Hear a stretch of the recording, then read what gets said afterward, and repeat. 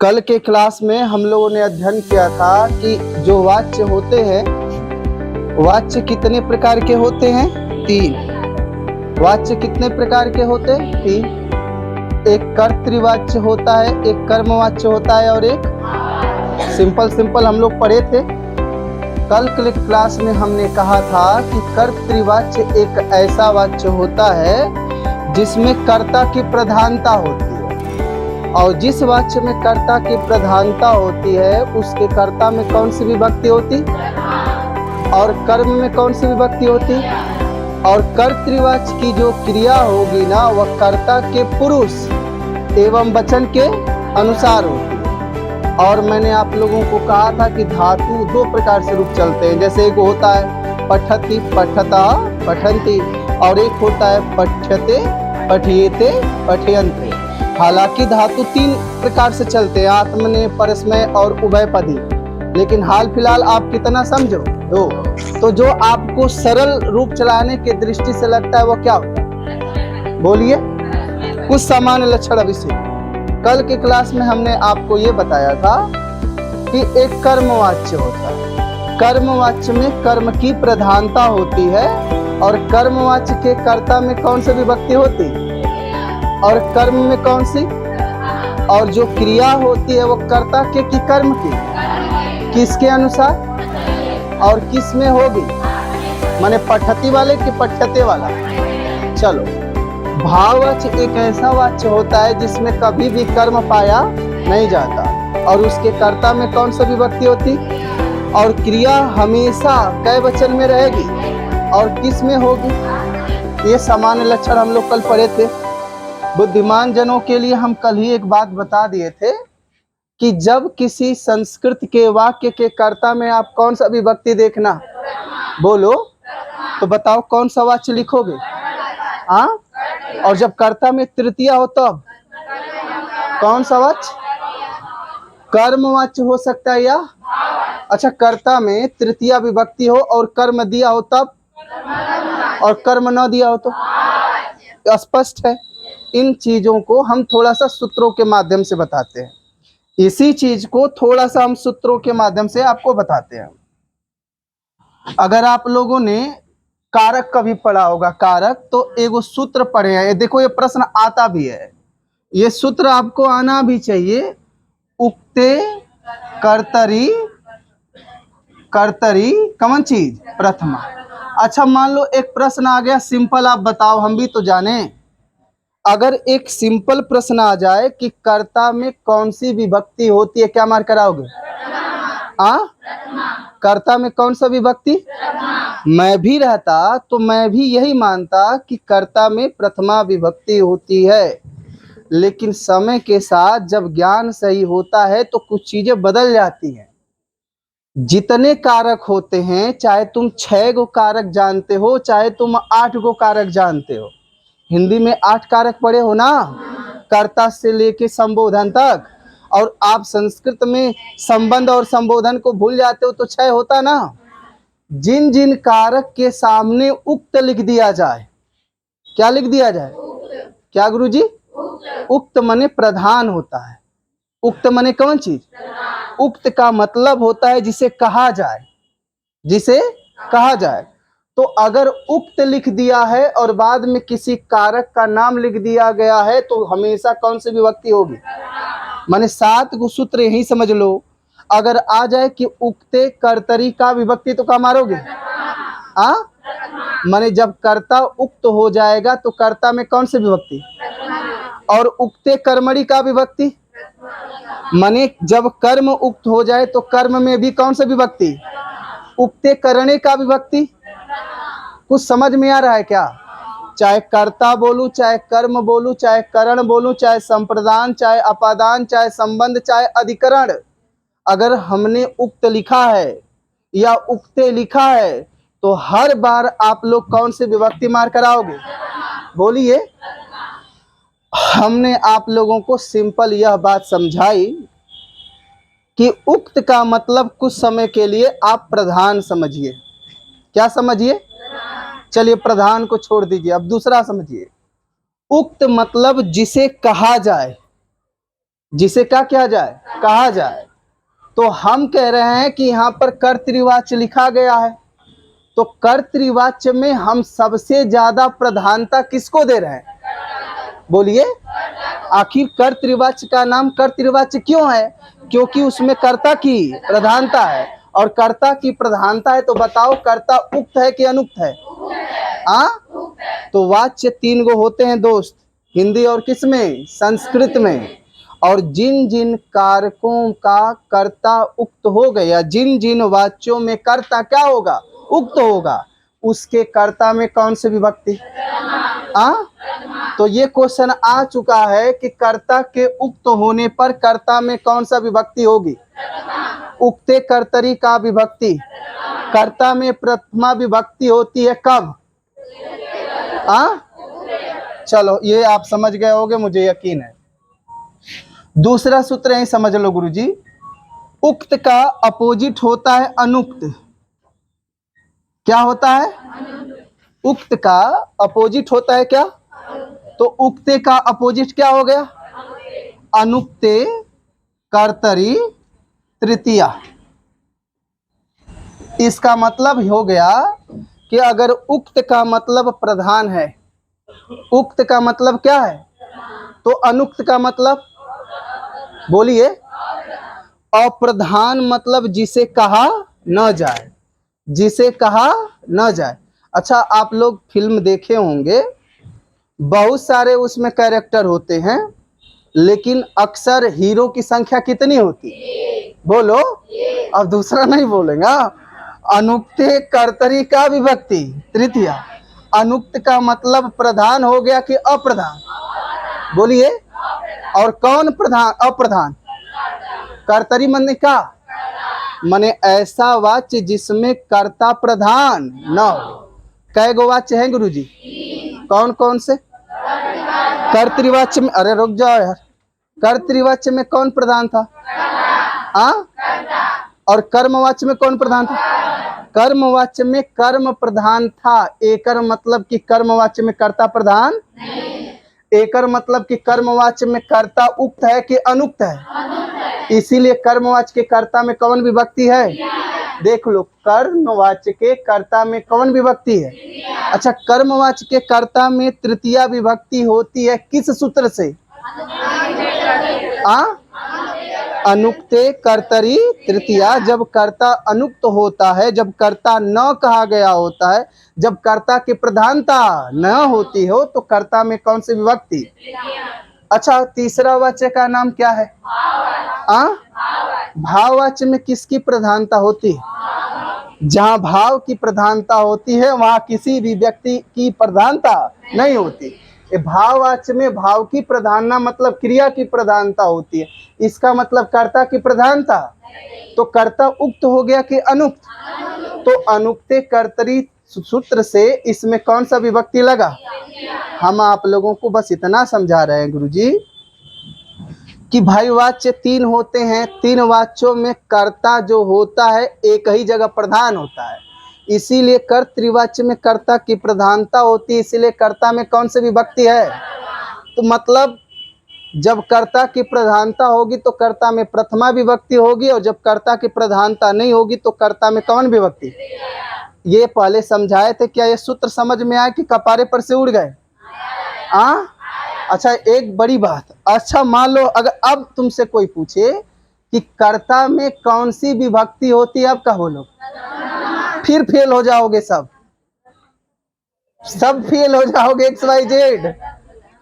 अच्छा देखो, मैं बता रहा हूं, जो गुण सब में कॉमन होते हैं वो कभी कहे नहीं जाते। जैसे कुछ गुण तो ऐसे होंगे इस क्लास में जो सबके पास हैं, उन गुण का कोई मतलब नहीं है, उनको कहना व्यर्थ है। मैं आप लोगों से अभी तो एक बात देखो, समझने वाली जो बात है ना, उसी लिए कोचिंग आई जाती। मैंने अभी कहा है कि उक्ते कर्तरी प्रथमा, उक्ते कर्मणि प्रथमा, उक्ते करणे प्रथमा, उक्ते संप्रदाने प्रथमा। किसी भी कारक से पहले उक्त लगा है तो विभक्ति कौन लगेगी? माने ओकर कोनो मतलब ही नहीं है। अब स्पेशल लिखा है कि अनुक्ते कर्तरी का विभक्ति। तो आप लोगों ने कभी कारक पढ़ा होगा तो एगो सूत्र पढ़ा होगा, बोलो कर्तृकर्णयो से तृतीया, बोलो कर्तृह करणयो तृतीया। कर्तृ मने क्या? और करणयो मने कितने कारक हो गए? कौन कौन से? कर्ता कारक एवं करण कारक। इन दो कारकों में कौन सी विभक्ति? और हम लोग कर्ता में कौन मारते हैं? अब कौन में खड़ा होकर ही ना कहे तू ही तो पढ़ाए था मास्टर। समय समय की बात है, जब नहीं आएगा तो वही पढ़ाएंगे। संस्कृत पढ़ाने का ये हमेशा फायदा मुझे मिला है कि कुछ बोल के चले जाते हैं, कोई पता पाता होता नहीं, और पता भी पाता है तो कौन पूछे। वैसे मैं आपसे बता रहा हूँ, झूठ नहीं पढ़ाऊंगा। ये स्पष्ट हुआ। अब सिंपल है कि कर्ता में कौन विभक्ति को क्या मारोगे? कर्ता में कौन से विभक्ति? तृतीय ऑप्शन में ना हो तो, और दोनों ऑप्शन में हो तो क्योंकि पाणिनि भगवान ने सूत्र लिखा है कि कर्त करणयोस तृतीया। कर्ता और करण में कौन सा विभक्ति? कर्ता और करण में तृतीय विभक्ति होती है उक्त होने पर कि अनुक्त? बहुत सारे ऐसा पता न का उक्त कह रहा है और का अनुक्त कह रहा है, ऐसे समझ लो। चलो थोड़ा सा आगे जाओ। ये वाली लाइन क्लियर हुई क्या? अरे देवी देवता, कर्ता समझ में आया? देखो कुछ लोगों को न तो कर्ता समझ में आता है, न भरता समझ में आता है। ठीक है, तो अभी कर्ता समझ लो।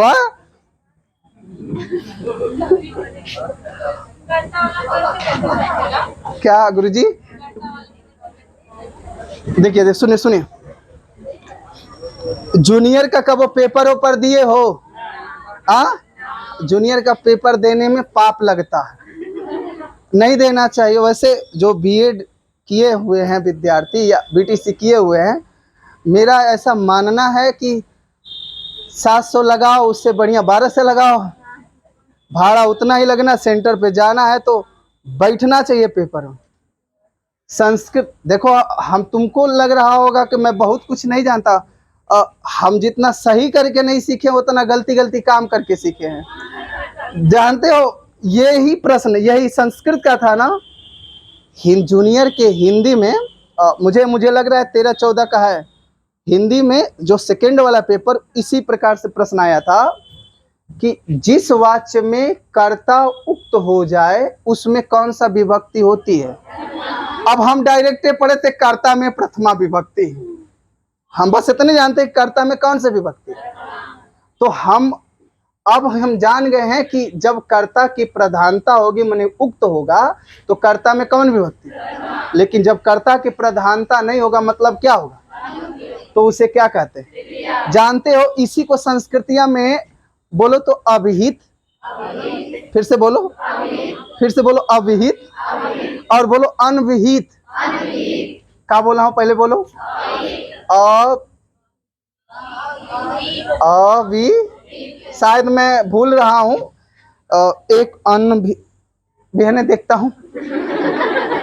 जैसे ना एगो लेखक हैं संस्कृत में, बाबूराम सक्सेना, उन्होंने व्याकरण प्रवेशिका एगो किताब लिखी है। किताब का नाम क्या है? व्याकरण प्रवेशिका। संस्कृत आसान लगती है लेकिन उनकी हिंदियां बहुत क्या होती है? कठिन। उक्त समझ में आ गया, प्रधान समझ में आ गया, लेकिन अभिहित और अनविहित मुझे समझ में नहीं आया। बाद में बहुत पता ये चला कि वो जिसको अनविहित कह रहा है चाहे अभिहित कह रहा है, वह क्या है? उक्त है या क्या है? अनुक्त है। तो हिंदी के जो अगर कोनो हिंदी का कोई बहुत बढ़िया मास्टर हो जो टॉप क्लास का हिंदी बोल रहा हो, तो मुझे लग रहा है कि हमारे जैसे व्यक्ति को समझने में भी क्या होगी? दिक्कत होगी। हम आपको कल उस शब्द को बताएंगे, चूंकि अब सही जानकारी नहीं तो दे नहीं सकते। ये दोनों सूत्र समझ में आया क्या? बोलो देवी देवता। थोड़ा सा यहाँ चलो, अच्छा रुक जाओ, नहीं यहाँ पर ये अस्पष्ट होगा। यहाँ देखो कुछ सूत्र लिख रहा हूं, शायद आपको आ जाए। उक्ते कर्मणि, तुम बताओ क्या भर दें? इसको कॉमन सेंस कहते हैं। हाँ, बोलो उक्ते कर्मणि प्रथमा। तनि सौर से बोलो। इसका मतलब ये हुआ, उक्त मतलब प्रधान होता है कि अप्रधान? और कर्मणि माने कौन चीज? माने ऐसा वाच्य जिसमें कर्म प्रधान हो कि अप्रधान। वाच्य कितने होते? 3 वाच्यों में उस वाच्य का नाम बताओ जिसमें कर्म प्रधान है। माने इनडायरेक्टली कह रहा है कि तुम कौने वाच्य में जाओ? उक्ते कर्मणि प्रथमा सूत्र कहता है कि जिस वाच्य में कर्म की प्रधानता हो उसके कर्म में कौन सा विभक्ति मारो? बोलो। तो यहाँ लिखा है कि नहीं? बोलो। और इसी का एक अपोजिट होता है। उक्त का अपोजिट क्या होता है? अनुक्ते कर्मणि का विभक्ति द्वितीया की द्वितीया। अच्छा, हाँ, बोलो अनुक्ते कर्मणि द्वितीया, माने जिस वाक्य में कर्म की प्रधानता हो कि अप्रधानता हो उसमें कर्म में कौन सा विभक्ति? हाई तन देखो पहली लाइन तो कर्तृवाच्य में किसकी प्रधानता थी? एकर मतलब कर्म की प्रधानता नहीं थी ना, इसीलिए ये उक्त है कि अनुक्त है? इसीलिए अनुक्त में क्या लिखें? ये समझ में आया? और हमने कह दिया कि भाववाच्य में जहाँ भाव की बात होती है वहां शब्दों का कोई मूल नहीं होता, तो भाववाच्य में कभी कर्म नहीं होता। ये आप सूत्र से समझ पाए? आप लोग भले मर जाना लेकिन परीक्षा तक हाई 4 गो सूत्रवा भूलना मत। मैं फिर से कह रहा हूं, अगर ये 4 सूत्र याद है, हमारे संस्कृत में ना भूत भी पढ़ते हैं, ठीक है, तो याद रखते ना। हाई 4 गो, मैं कुछ कहना नहीं चाहता, तू कह लो कि तू ही मर जाओ, कोई दिक्कत नहीं है। हाई 4 गो याद रखोगे? देखो मस्ती मस्ती में, लेकिन बात बड़ी कह रहे हैं। हाई 4 गो सूत्रवा याद करोगे तो बाद में लाभ होगा। कर सकते हो? अब यहीं से हम कुछ ना इम्पोर्टेंट प्रश्न बताते हैं, समझिए थोड़ा सा। अच्छा ये बताओ गुरुजी, हम देखो एक लिखते हैं, अगर मान लो हमने लिख दिया कि सुरेशः जलम नहीं नीरम लिख देते हैं, नीरम पिबती। चलो पिबती का धातु बताओ क्या है? सब जन फेल हो जी बा। क्या? हाँ, पा। जल्दबाजी में जो रहता है ना उच्चा ढिमलिया खाता है। एक बार गोला मरा गए तो मारते रहो, ठीक है। अच्छा सही प्रश्न एगो, मतलब कुछ खास कर लड़कियां कुछ ऐसी होती हैं, वो संवेदनशील होती है कुछ ज्यादा। सुनो ना मर्दे, बात तो समझोगे नहीं। मैं ये कह रहा हूं कि जैसे देखो गलती का मैं बता रहा हूं, जैसे मान लो मुझे प्रश्न आ रहा है और हमने गोला कर दिया लड़कों का, तो एगो प्रश्न अगर गड़बड़ हो गया तो हम लोग इतना पहले तो झूठ बोल आए होते हैं, पेपर खराब कैसन गया? ठीक गया बाबूजी, कोई दिक्कत नहीं। लड़कियां सही क्वेश्चन है, एगो गलती कर दिया, वो पूरा खानदान भर का सोच ले को का कहे, तो फिर हमको लगता है को आधा घंटा बर्बाद, उसके आगे वो नहीं जा सकती, पीछे ही सोचेगी। लड़कों में हालांकि ऐसा पाया नहीं जाता, ये लड़कों की खूबी है। थोड़ा इसको बोलो तो, सुरेशः नीरम पिबती, एक मतलब बता दो। हाँ, सुरेश पानी पीता है जी। हाँ, पानी चाहे जल कुछ भी बोलो। अगर मान लो हमने ऐसे लिख दिया सुरेशः हसती, ऐसे मैंने लिख दिया, एक मतलब क्या हुआ? मैं चाहता हूं पूरा क्लास रिस्पांस करे क्योंकि नंबर सबको चाहिए। आप सीधे बता दो, 2 वाक्य हैं, दोनों का कर्ता मुझे बताओ। अच्छा ये बताओ, बोलो तो सुरेश, बोलो बोलो, सुरेश के लास्ट में क्या है? आ? बोलो सुरेश लास्ट में कौन स्वर आ रहा है? ओ आ रहा है। तो जिस शब्द के लास्ट में ओ आता है उसे कौन रांत कहते हैं? आपके सिलेबस में अकारांत का रूप याद करना है ना। बोलो राम। राम के लास्ट में क्या है? मने राम भी अकारांत है और सुरेश भी। राम भी पुल्लिंग है और सुरेश भी। माने जैसे राम के रूप चले हैं वैसे ही सुरेश के रूप चलेंगे। तो राम का एक लाइन रूप क्या है? रामा, खत्म। तो सुरेश का क्या होगा? जब कर्ता में कौन सी विभक्ति हो जाए? बोलो गुरुजी। तो हमारे सभी मित्र तो जान गए कि भैया वाच्य कौन सा होगा। बोलिए। अभी सब ये ना पहले का बताएं, मैं जो बताना जा रहा हूं वो देना। अब देखो गुरुजी, यहां पर कर्म दिया है, देख लो। यहाँ का कर्म तुम्हें खुद दिखाई दे रहा है, लेकिन गुरुजी यहाँ पर आपको कर्म दिखाई नहीं दे रहा है।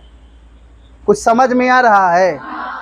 यहाँ पर कर्म दिखाई दे रहा है और यहाँ पर कर्म दिखाई, दोनों कर्तृवाच्य है, इसमें कोई संदेह नहीं। लेकिन कल आपका ये भाई बता रहा था कि क्रियाया कति भेदा, टू भेदा, एक सकर्मक क्रिया और एक अकर्मक क्रिया, यही है ना। तो तुमसे क्वेश्चन बनेगा कि कर्तृवाच्य के जो वाक्य होते हैं वो सकर्मक होते हैं कि अकर्मक होते हैं?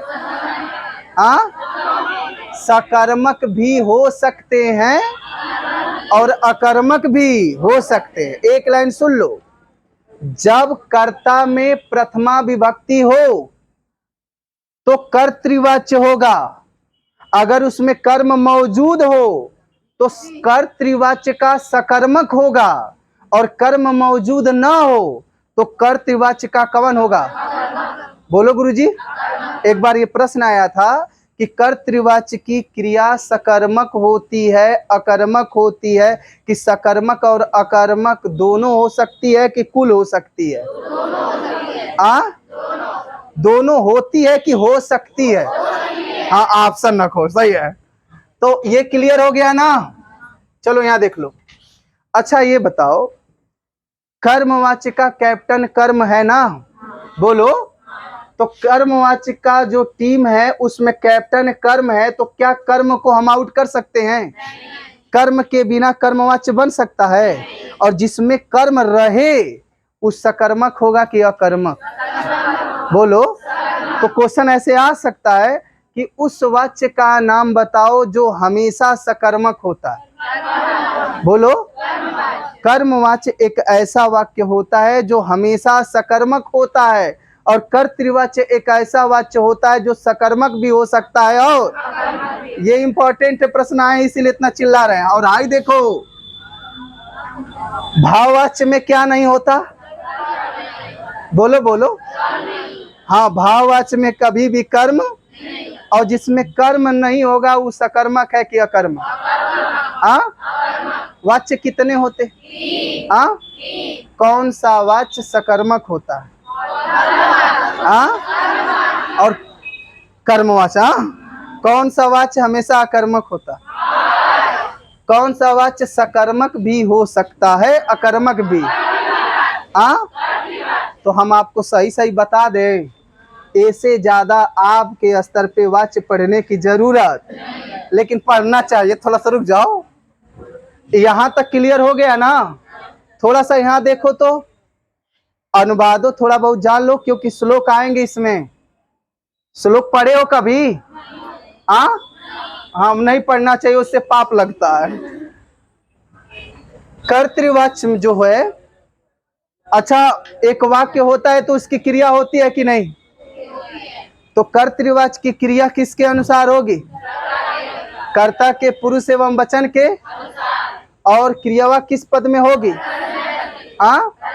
अच्छा कौन बताओ भाई, देखो तो आई कौने पदी में है? पियते किस में है? पियंते किस में है? पाश्यति किस में है? परस्मय है। और है मैंने पियते पियते पियंते, टेढ़ा नहीं लग रहा है? अच्छा, हसिष्यन्ति किसमें? और हस्यते समझ जाओगे? ठीक, बहुत बढ़िया। और सुनो सुनो सुनो, अब हो गया वाच्य की समाप्ति। बस थोड़ा सा बता देते हैं। ईश्वर करें आप लोगों में प्रश्न यही आए, टीजीटी के स्तर तक भी यही आता है। कभी कभी ना जिस पे सबसे ज्यादा भरोसा होता है वही गड़बड़ा जाता है। तो 90% तो भरोसा वाला चीज बता दिए। गुरु को चाहिए कि उसे चेला को सब कुछ नहीं बताना चाहिए, कुछ चीजें रखनी चाहिए। लेकिन आप लोग बहुत अच्छे हैं इसलिए बता दे रहे हैं। आप थोड़ा सा हेडिंग डालो एक। अच्छा रुक जाओ तो हई जो हम सूत्र लिखे हैं आप, सकर्मक अकर्मक लिखे हो, वही प्रश्नवा आएगा। लिखे हो मैंने कर्तृवाच्य सकर्मक और अकर्मक दोनों होते हैं, लिखे हो ना? ठीक है, थोड़ा लिखो वाच्य परिवर्तन के सामान्य नियम। वाच्य परिवर्तन के सामान्य नियम।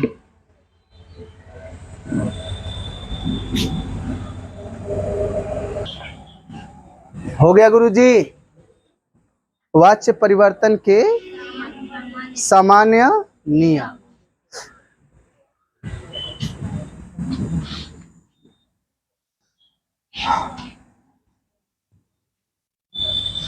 कोई रूप आप लोगों को याद है भैया? क्या करत हो? हाँ, लड़के बहुत बात करते हैं इसीलिए बाद में बस बात करते हैं।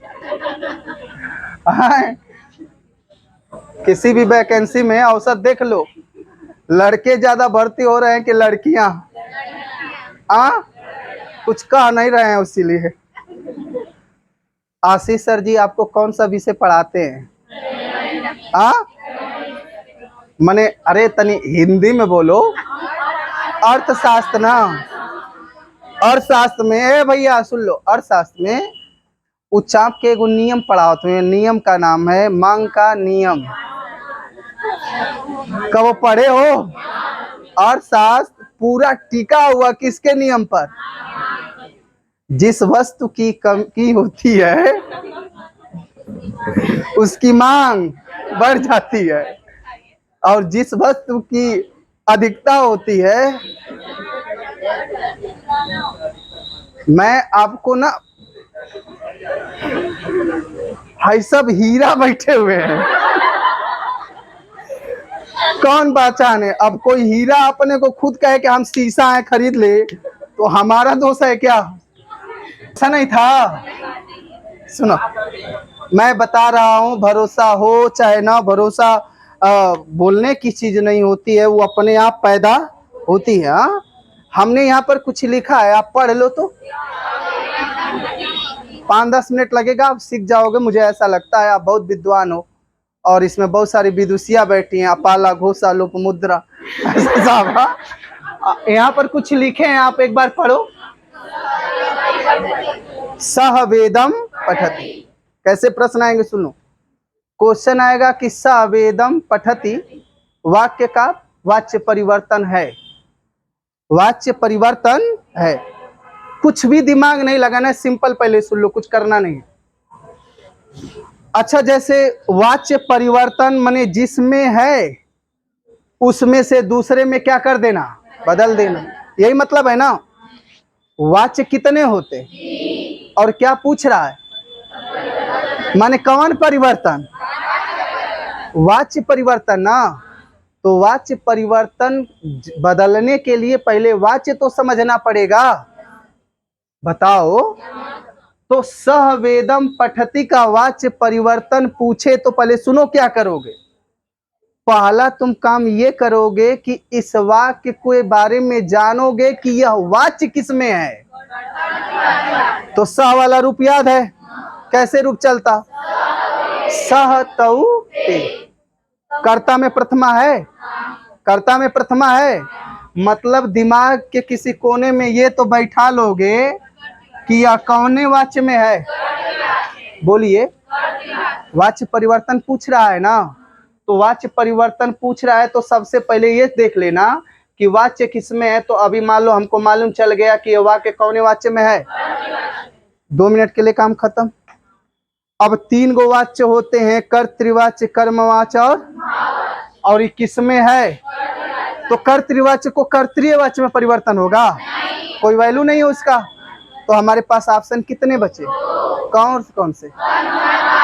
कर्मवाच्य, इनके में कर्म दिया है ना, हाँ, तो किसमें परिवर्तन होगा? कोई ऐसा है यहाँ पर बैठा जो इसको भाव में परिवर्तन कर दे? भाव में परिवर्तन करने के लिए पहले किसको मारना पड़ता है? माने जो कोनो काम नहीं करता है वो किसमें बहता है? ठीक है, माने सीधे सीधे इसका परिवर्तन किसमें होगा? क्लियर हो गया गुरुजी? अच्छा सुन लो सुन लो सुन लो। अब हमको पहले ऐसा बनाई, इतना तो दिमाग जब जब आपको आ जाएगा तो ये संरचना अपने आप बन जाएगी। बस 4 सूत्र याद होनी चाहिए। कर्तृवाच्य का ये नियम हमारे सामने है और कर्मवाच्य का पूरा नियम ये है ना। तो ये लिख रहा है कि कर्तृवाच्य के कर्ता में कौन विभक्ति थी? बोला। अब कर्म में बदलना है तो किसमें भेज देना? बोलो। अच्छा एक बात बताओ, आप अपने घर से एक वचन में चले हो, आप अपने घर से कै वचन में चले हो? कोचिंग में 3 वचन हो जाओगे, कै वचन होगे? एक ही वचन ना। तो देखो प्रथमा विभक्ति का कै वचन है? हाँ, और कर्मवाच्य में कौन विभक्ति होगा? लेकिन वचनवा कौन होगा? तो आप स का रूप याद किए हो? सह तौ ते, तम तौ ताम, तेन ताभ्याम, का लिखी? सह तम तेन हो गया। आधा लोगों को रूप नहीं आए तो बस मुंह बाएंगे, यो बता दे रहा हूं। हाई है तो ना आया तो ठीक, नहीं तो कोनो बात नहीं। अच्छा मैं आपको एक क्वेश्चन पूछ रहा हूं, आप बताओ वेद कितने होते हैं? वेद शब्द संस्कृत के किस धातु से बनी है? विद से। विद माने क्या होता है? हाँ, ज्ञान। ज्ञान को ही क्या कहते? वेद कहते हैं। अच्छा ये देखो, वेद शब्द जो होता है वो पुल्लिंग होता है, पहले ये समझो। वेद शब्द किस लिंग में है? तो बताओ वेद का, जैसे वेदः, वेदम, वेदेन, समझ रहे हो ये बात? राम के अनुसार वेद का रूप चलाओ तो हाय देखो, कर्तृवाच्य के कर्म में कौन विभक्ति लगी है? हाँ, कर्म में बदलोगे तो किस में आएगा? वेदा हो गया कि नहीं? इतना समझ में आया गुरुजी? मेरे मित्रों बस 5 मिनट दो, उसके बाद हम आपका दिमाग नहीं खाएंगे। ये बहुत खतरनाक लग रहा होगा। ये कौने पदी में है? किस में बदलना है? अच्छा माने कि दूसरे के घर जाना है। हाँ, पठती है, पठती किस पद में है और किस में बदलना है? तो सबसे पहले पठती जो क्रिया है उसका मूल धातु लो, क्या होगा? ये पठ धातु जो है, पठ मने पढ़ना होता है, आत्मने का है कि परस्मय का? परस्मय पदी है। हाँ, और परस्मय पदी धातु को आत्मने पद में बदलने के लिए परस्मय पदी के मूल धातु में यक नाम का प्रत्यय जोड़ते हैं। कौन प्रत्यय? एक क्वेश्चन आ सकता है कठिन होने पर। परस्मय पदी धातु को आत्मने पदी धातु में बदलने के लिए किस प्रत्यय का जोड़ किया जाता है? बोलो। और यक प्रत्यय, तनी सुन लो फिर बाद में मुबाना। यक प्रत्यय में क में हलंत लगा होता है। बोलो लसक अतद्धिते, बोलो ल श कख ग अंग अतद्धिते, लसक को अतद्धिते। ज्यादा नहीं पढ़ाएंगे, बस ये जान लो कि जिस प्रत्यय के लास्ट में ल से लड्डू हो, स से शरीफा हो या कख ग अंग में से कौनो अक्षर हो, ओकर ऐसी की तैसी हो जाती है, वो दिखाई फिखाई नहीं देता। तो यक प्रत्यय का सिर्फ क्या बचेगा? हाँ, तो अब पठ नहीं बच गया, क्या बच गया? हाँ, पहले बात ध्यान सुनना। पठ मने भी पढ़ना और पठ मने भी पढ़ना, पठ मने भी पढ़ना और पठ मने भी, दोनों का मतलब एक है। पठ कौने पदी में है और पठ कौने में हो गया, बोलो। अब आप जानते हो कि खाली पुरुष नहीं के करे अनुसार, बोलो गुरुजी। तो अगर न कर्मवा एक वचन में रही, कर्म एक वचन में, तो आप क्या जोड़ोगे, हाँ, और द्विवचन में रही तो, और मान ला बहुत रही तो कर सकते हो ऐसा। अच्छा ये बताओ गुरुजी, हाई को गो वेद पढ़ रहा है, बोलो। वेद, वेदौ, वेदाह, कै गो वेद है, कोनो ही मत कहे कि 4 गो वेद, तू कहा एक कहा था। यहाँ पर हाल फिलहाल कै गो वेद समझो, तो एक तो बताओ इसमें से कौन ले, तो हम जोड़ दिए। अब इसको पढ़ो,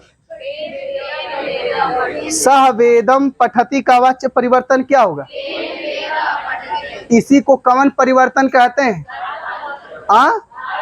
जाति परिवर्तन, धर्म परिवर्तन, मुंह परिवर्तन की वाच्य परिवर्तन।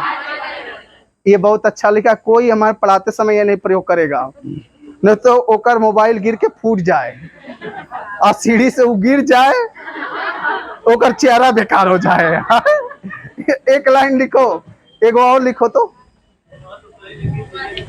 मैं बोलूं, आप लोग लिखो एगो तो। अरे मैंने ऐसे ज्यादा आएगा नहीं, बस पढ़ा रहा हूं। एगो लिखो, बालकः, बालकः हसति, बालकः, आप उतार रही हैं नकल, कुछ अकलो उतारिए। बालकः हसति,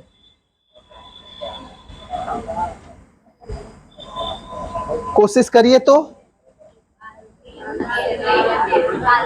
बालक का क्या हो जाएगा, अच्छा कौन वाच्य में था, कर्तृवाच्य में ना, कर्तृवाच्य में है कि भाववाच्य में, परिवर्तन किस में होगा, गुड, जितना बोल रहे हो वो तो पास होने वाले हो। तो बालक का क्या होगा, हाँ, हसती का, हसती का धातु बताओ, यक प्रत्यय जोड़ोगे तो हस्य, और एक के वचन क्रिया होगी ना ते, तो बालकेन कौन चीज, हाँ। अब उल्टा कर दे, बस एक और बनाएंगे, लिखो ईश्वरेण, आप बनाओ तो शायद बन जाए आपसे। हम का लिखत है, ईश्वरेण भूयते, बनाओ लोग तो गुरुजी, ईश्वरेण भूयते, एगो बनाओ। ये तो भाववाच्य है, तो यू का परिवर्तन नहीं होगा, हाँ तो कर्तृ में बनावा। तो तृतीया से पहला में आ जाओ, तो ईश्वर का क्या हो जाएगा, हाँ, गुड, ईश्वरा। अच्छा अच्छा रुक जा, इतना तेज नहीं। इसका भूयते का धातु क्या होता, भू धातु ना, रुक कैसे चलता। अच्छा रुक जाओ, तू लोग हम जानते हैं कहीं से पढ़ लिए होगे। काहे भवती हुआ है,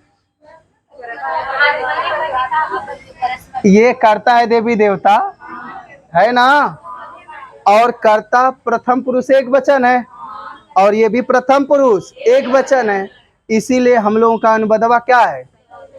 पहले एक बात सुनो गुरुजी, सुनो सुनो, मैं अध्यापक हूँ, इस विषय का हमने अध्ययन किया है, लंबा अध्ययन किया है, तो मुझे ये चीज़ें थोड़ी आसान लगती होंगी, और चूंकि मुझे मालूम है, तो मुझे लग रहा है कि हम जैसे पढ़ाएंगे आपको आ गया होगा।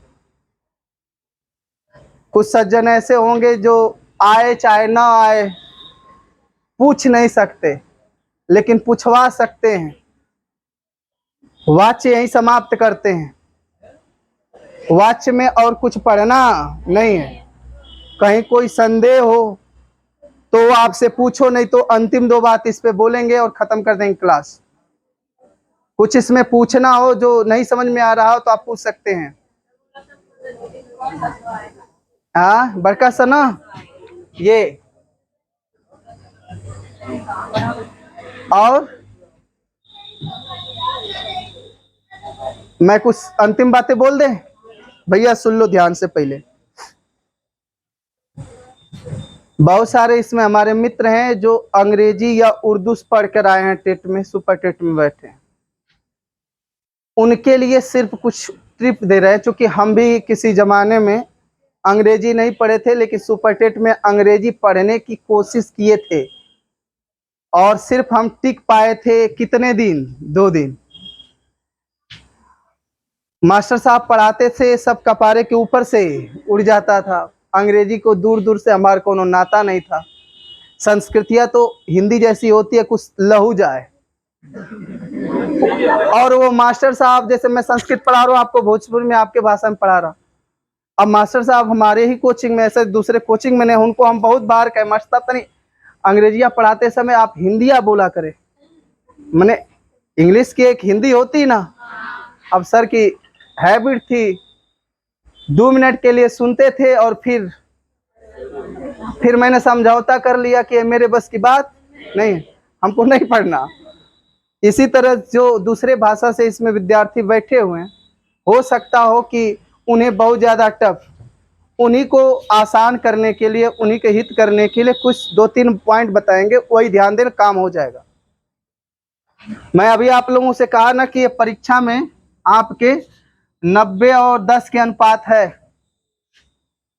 सबसे ज्यादा संभावना, मैं तो कहता हूं कि इंटर कॉलेज के स्तर पर भी अगर लड़का संस्कृत के वाक्य का कर्ता समझता है, सब्जेक्ट, जब कर्ता में प्रथमा विभक्ति हो, चाहे उसमें एक शब्द हो चाहे 1000 हो, कौन वाच्य मार कराना, कर्तृवाच्य। कौन वाच्य भैया? और जब कर्ता में कौन सा विभक्ति हो, तृतीया। कौन सी? और कर्म दिया हो तब, और कर्म न दिया हो तो। अगर ये 2 बातें अगर आप याद रखते हैं तो मुझे लगता है कि भाई देखो, भगवान तो है नहीं, न तो पेपर बनाने वाले हैं, दोनों में नहीं, यहीं से आ जाएगा। जो लास्ट में हमने वाच्य परिवर्तन करने का नियम आपको बताया है, अगर आया होगा तो ठीक, नहीं तो पहले हमको लग रहा है कि सर के ही चैनल पे वाच्य की वीडियो होंगी, उसको एक बार आप देख लीजिएगा।